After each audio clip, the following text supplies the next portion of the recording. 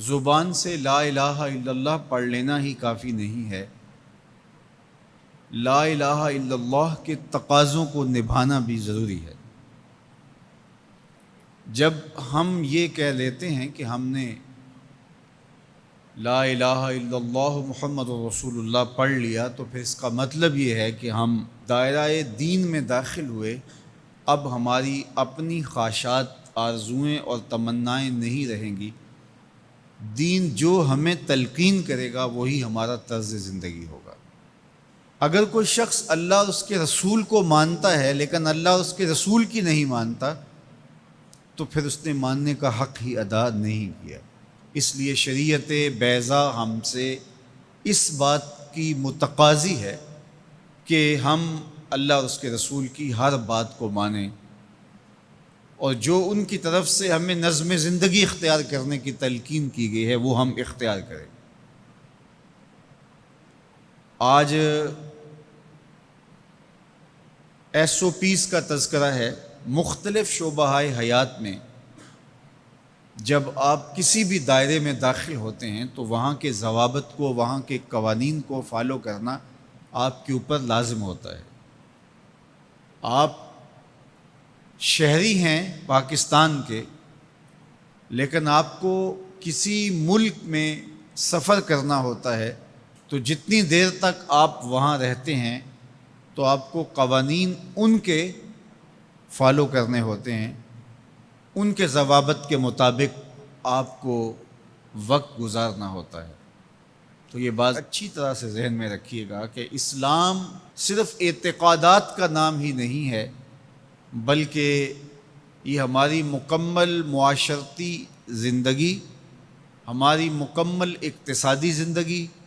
ہماری اخلاقی اقدار، ہماری تقویم، ہمارے رسوم و رواج، طرز معاشرت، ایک ایک چیز میں اسلام کامل، اکمل اور مکمل رہنمائی دیتا ہے۔ تو جب ہم ایمان کی دولت سے مالا مال ہو گئے تو پھر اسلام کے دیے ہوئے ضابطے کو ہمیں حرف بحرف پورا کرنا پڑے گا۔ تو جو شخص اسلام کے دیے گئے اصول و ضوابط کے مطابق زندگی گزارتا ہے اور صالح اعمال اس کی زندگی کا شعار بن جاتا ہے، تو پھر اللہ اس کو صلہ کیا دیتا ہے؟ ایک تو آخرت کا اجر ہے جو اس کو عطا کیا جائے گا، وہ تو ہے ہی ہے، لیکن اس دنیا کی زندگی میں بھی اللہ جل شانہ اس کو جزا کی صورت میں صالح، پاکیزہ، ستھری، مطمئن زندگی عطا کرتا ہے۔ اللہ اس کے لیے رزق حلال کے اسباب پیدا کر دیتا ہے۔ دیکھیے، جو میری اور آپ کی قسمت میں لکھا ہے، ہمارا جو مقسوم ہے، وہ ہمیں مل کے رہے گا۔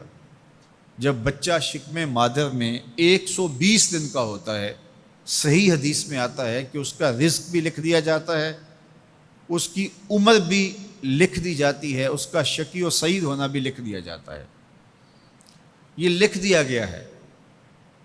قلم اٹھا لیا گیا، سیاہی خشک ہو گئی، میرا اور آپ کا لکھا ہوا مقدور ہے، مقسوم ہے، وہ ہمیں ہر صورت میں مل کے رہے گا۔ لیکن یہ ہمارا اختیار ہے کہ ہم اس لکھے ہوئے کو، اس مقسوم کو حاصل کیسے کرتے ہیں، بذریعہ حلال حاصل کرتے ہیں یا بذریعہ حرام حاصل کرتے ہیں، تو یہ انسان پہ چھوڑا گیا ہے۔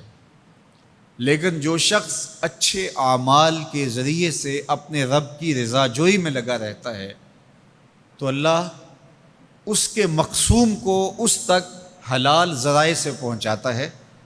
اس کو اس کی توفیق نصیب کر دیتا ہے کہ وہ حرام کی طرف نظر بھی اٹھا کر نہیں دیکھتا اور وہ حلال رزق اختیار کرتا ہے۔ تو جو اچھے اعمال کرنے لگتا ہے، اللہ اس کے لیے ایسے راہ کشادہ کر دیتا ہے کہ اس کو نیکی کی توفیق دیتا ہے اور گناہوں سے اس کو محفوظ رکھتا ہے، اس کے لیے اسباب مہیا کر دیتا ہے۔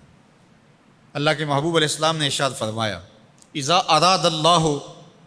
بعبد خیرا اصلہ، جب اللہ کسی شخص کی بھلائی کا ارادہ کرتا ہے تو اس کو شہد کی طرح میٹھا اور مرغوب بنا دیتا ہے۔ صحابہ نے پوچھا، یا رسول اللہ صلی اللہ علیہ وسلم، وکیف اصلہ، اللہ اس کو کس طرح میٹھا کر دیتا ہے، کس طرح مرغوب بنا دیتا ہے؟ تو اللہ کے محبوب علیہ السلام نے ارشاد فرمایا کہ اللہ مرنے سے قبل اس کو اچھے اعمال کی توفیق نوازتا ہے، اور پھر فرمایا فَيَقْبِضُهُ عَلَيْهِ، اور وہ نیکیاں کرنے لگ جاتا ہے کہ اللہ اس کی روح قبض کرتا ہے۔